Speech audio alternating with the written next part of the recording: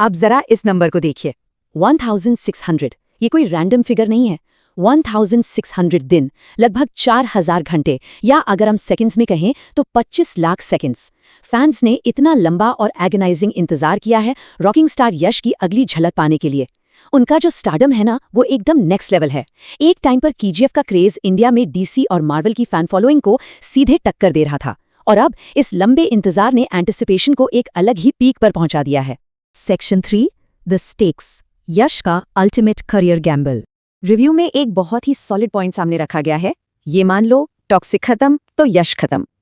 आखिर ये प्रोजेक्ट इतना रिस्की क्यों है? क्योंकि इस फिल्म के लिए यश सिर्फ एक एक्टर नहीं है, वो खुद राइटर बन गए हैं, वो प्रोड्यूसर है, डिस्ट्रीब्यूशन भी देख रहे हैं और साथ ही डबल रोल भी प्ले कर रहे हैं।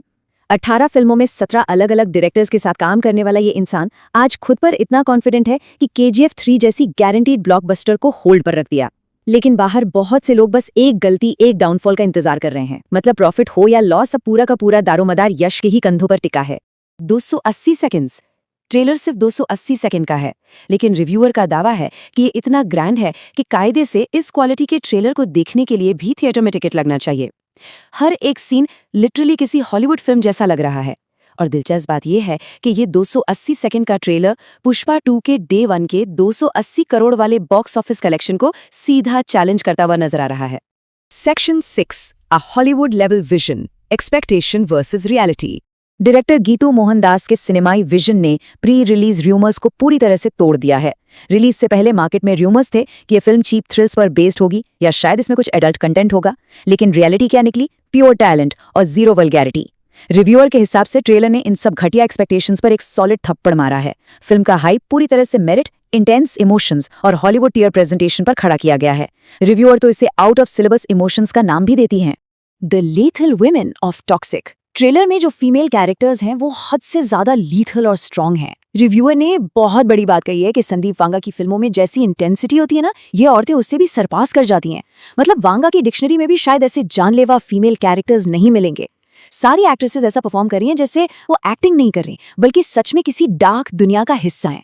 एक फीमेल डायरेक्टर ने यहाँ बखूबी दिखाया है कि मर्दों के सामने औरतों को कैसे मजबूती से खड़ा किया जाता है। Are for Raya, are for Ravan. इस ट्रेलर में यश ने कई सारे लुक्स लिए हैं जो एक्सपेक्टेशन से बिल्कुल परे हैं, खास तौर पर उनका वो महा खतरनाक अवतार कैरेक्टर टिकट। इसके अलावा बाप बेटी की एक फियर्सली गार्डेड स्टोरी लाइन भी है। रिव्यूअर यहाँ ट्रेलर के एडिटर की भी जमकर तारीफ करती हैं, जिन्होंने लगभग 5 मिनट के ट्रेलर के बाद भी इस मेन कहानी को एक गहरा सीक्रेट बनाकर रखा है। ये अपने आप में ब्रिलियंट एडिटिंग का एक मास्टरपीस है। Section 10, the flaws, technical hiccups.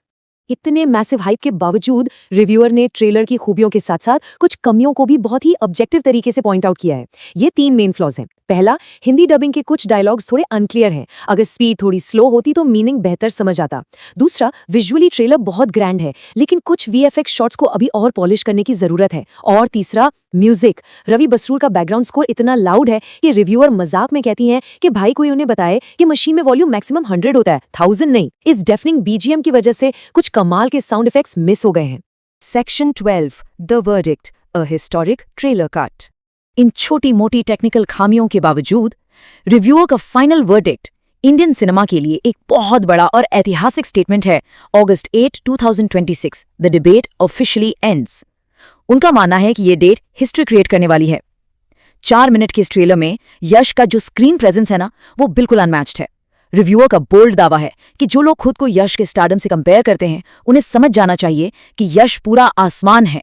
जब ये फिल्म रिलीज होगी तो उनका डोमिनेंस बाकी सभी स्टार्स को ये मानने पर मजबूर कर देगा कि ये डिबेट अब हमेशा के लिए खत्म हो चुकी है। और फाइनली ये चर्चा हमें इस बहुत ही प्रोवोकेटिव सवाल पर लाकर छोड़ देती है, does the Toxic trailer surpass the Animal trailer? देखिए, एनिमल के ट्रेलर को इंडियन सिनेमा में गोल्ड स्टैंडर्ड माना जाता है, जिसे देखकर लिटरली रोंगटे खड़े हो जाते थे। तो क्या टॉक्सिक का ये मैसिव ट्रेलर उस स्टैंडर्ड को बीट करता है या बस उसके आसपास है? ये एक ऐसा डिबेट है जिसका जवाब सीधा ऑडियंस पर छोड़ दिया गया है। ये सवाल यकीनन हर सिनेमा लवर को सोचने पर मजबूर कर देगा, क्योंकि आखिरकार असली फैसला तो देखने वालों का ही होता है।